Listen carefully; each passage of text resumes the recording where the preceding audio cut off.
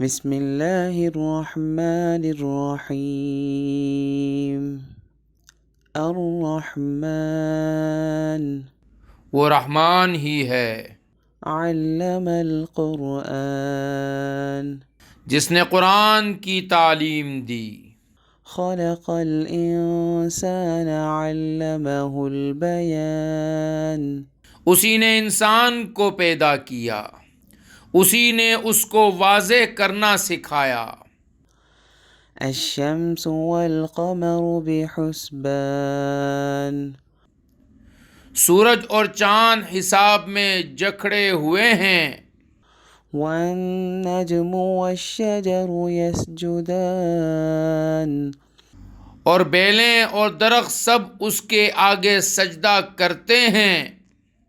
والسماء رفعها ووضع الميزان اور آسمان کو اسی نے بلند کیا ہے اور اسی نے ترازو قائم کی ہے، ألا تطغوا في الميزان کہ تم تولنے میں ظلم نہ کرو، وأقيموا الوزن بالقسط ولا تخسروا الميزان اور انصاف کے ساتھ وزن کو ٹھیک رکھو اور تول میں کمی نہ کرو۔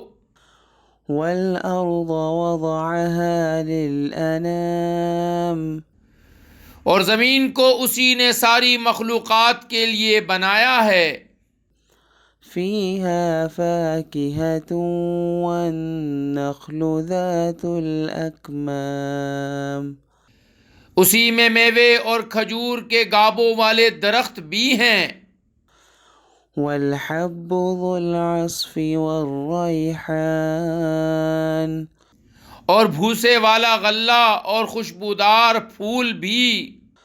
فبأي آلاء ربكما تكذبان اے انسانوں اور جنات، اب بتاؤ کہ تم دونوں اپنے پروردگار کی کون کون سی نعمتوں کو جھٹلاؤ گے۔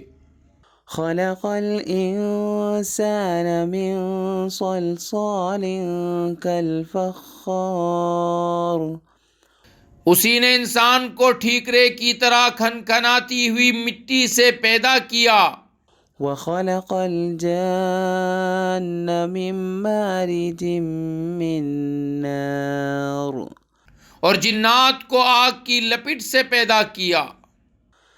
فبأي آلاء ربكما تكذبان اب بتاؤ کہ تم دونوں اپنی پروردگار کی کون کون سی نعمتوں کو جھٹلاؤ گے۔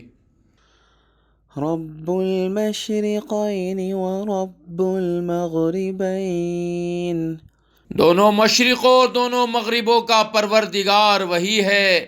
فبأي آلاء ربكما تكذبان اب بتاؤ کہ تم دونوں اپنے پروردگار کی کون کون سی نعمتوں کو جھٹلاؤ گے۔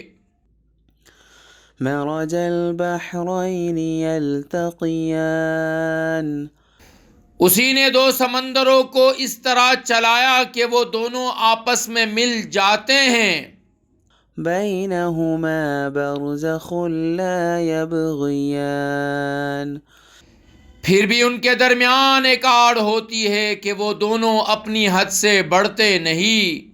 فبأي آلاء ربكما تكذبان اب بتاؤ کہ تم دونوں اپنے پروردگار کی کون کون سی نعمتوں کو جھٹلاؤ گے۔